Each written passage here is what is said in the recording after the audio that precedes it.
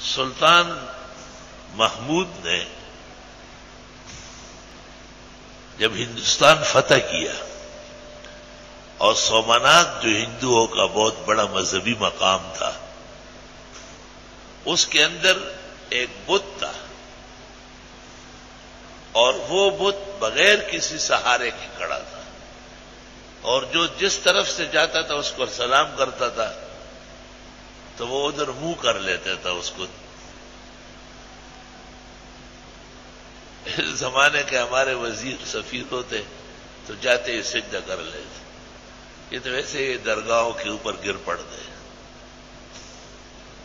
لیکن سلطان محمود جب وہاں داخل ہوا اور اس نے دیکھا کہ بغیر سہارے کے بت کھڑا ہے،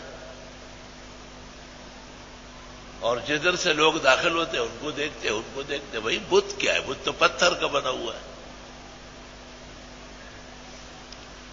آپ نے فوراً علماء ماہرین جو ان کے ساتھ تھے ان کی طرف رجوع کیا۔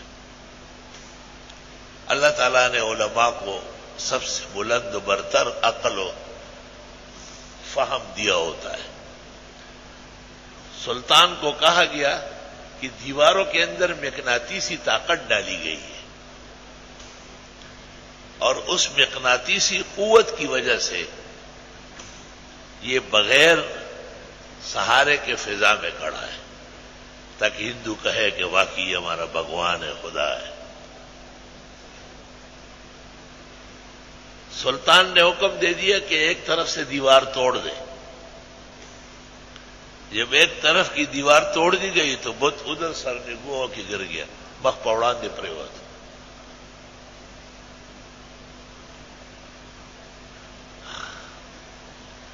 اور اس بت کے ٹوٹنے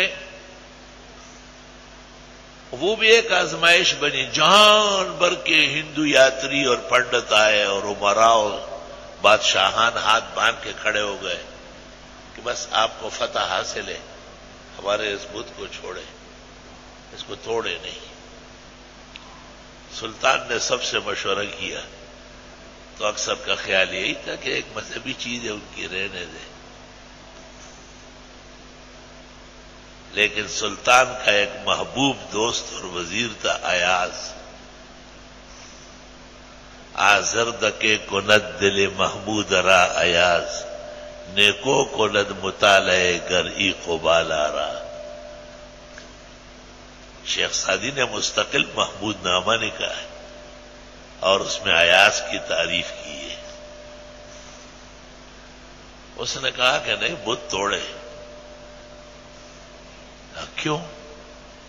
کہا اگر آپ نے دنیا کا لالچ لیا اور بت کو چھوڑ دیا تو قیامت کے دن آپ کو حشر میں پکارا جائے گا محمود غزنوی بت فروش۔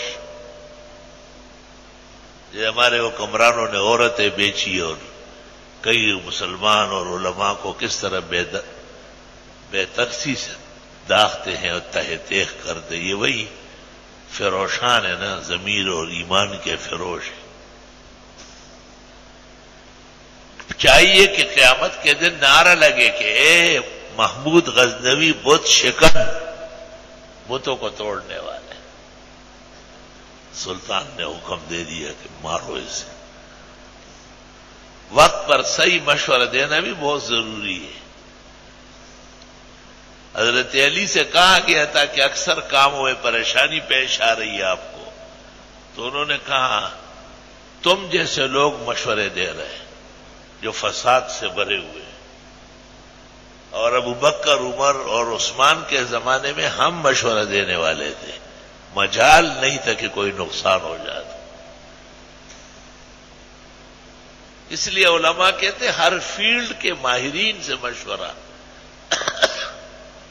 بھائی گھر میں کیا پکے گا، کس طرح، وہ گھر والوں کا کام ہے۔ نوکری کرنی ہے نہیں کرنی ہے، کہاں، یہ مردانہ کام ہے، اس میں عورت کا کیا کام۔ نام رکھنا ہے اور رشتہ کرنا ہے اور بچے کو تعلیم دینا ہے، یہ علم کا مسئلہ ہے۔ اس کو ایک عام آدمی کیا سمجھے گا؟ وہ غلط سلط باتیں کرے گا۔